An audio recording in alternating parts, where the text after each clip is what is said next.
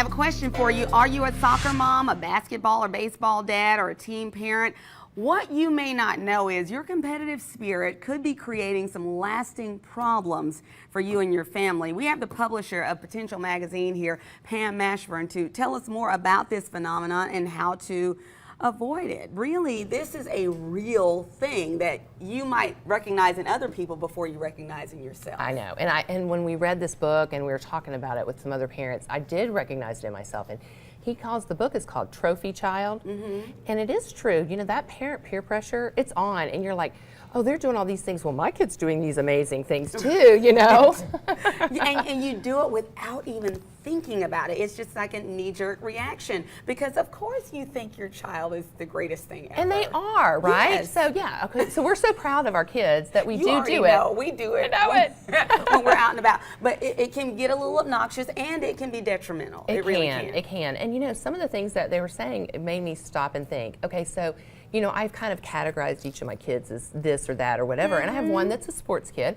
So I'm talking to the other sports moms, and they're like, oh, is he trying out for this?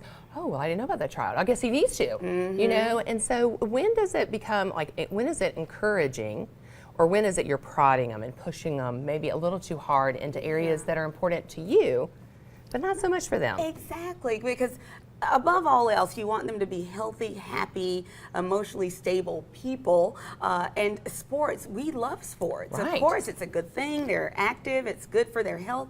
But we have to strike a balance. There is a balance there. So how do we do that? How do we avoid being too much? Yeah, and I think there's one of the things is to first identify if there's parent peer pressure around you. And I mean, it started from the time of, oh, he's already rolled over and walking. You know, I mean, it started then. That is so true. Yeah. But you know, as they get older, are we noticing that because, oh, he did really great in this particular subject, and you're like, oh, you need to be doing that. Exactly. But you know, not everybody's going to be good at everything. You're right. And you know, as adults, we don't like to do things we're not good at.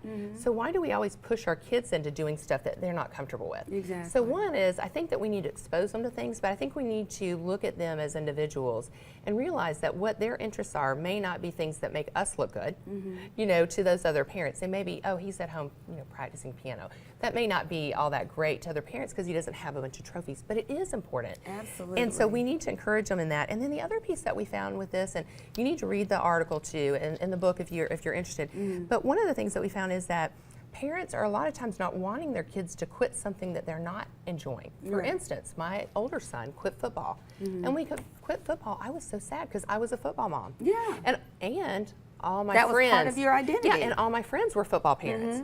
So I lost a little bit of my friends because we weren't naturally seeing each other. Yeah. So you have to be kind of aware of like, okay, but that isn't what defines me. Yeah. Even though I go around and say I'm Spencer's mom or Trevor's mom or whatever, we have to recognize that. And you're still his mom, whether you play football or not. That's right. That's what's important. But really, they're not reflecting on us. Exactly. That's the main thing. You know what? It's a great article in here. You have so many things that are in here. Besides this article, I love reading this magazine. I find so many good things in here. So where do we find this, and how can we find it online too? Yeah. Okay. So here, I'm going to give you this because you usually hold it for me. Thank you. Yes. Yeah. Okay, there you go. This is what it looks like. Yeah. Potential Magazine.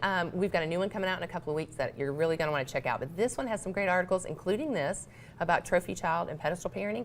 Anywhere you're going to find parents and teens, hair salons, doctor's offices, schools, and also online, potentialmagazine.com. Thank you so much. It's so good to see you, Pam. And I'm telling you, if you have a child, you need to get this magazine. It's just that simple. It's so good to see you again. Thank you so much. All right.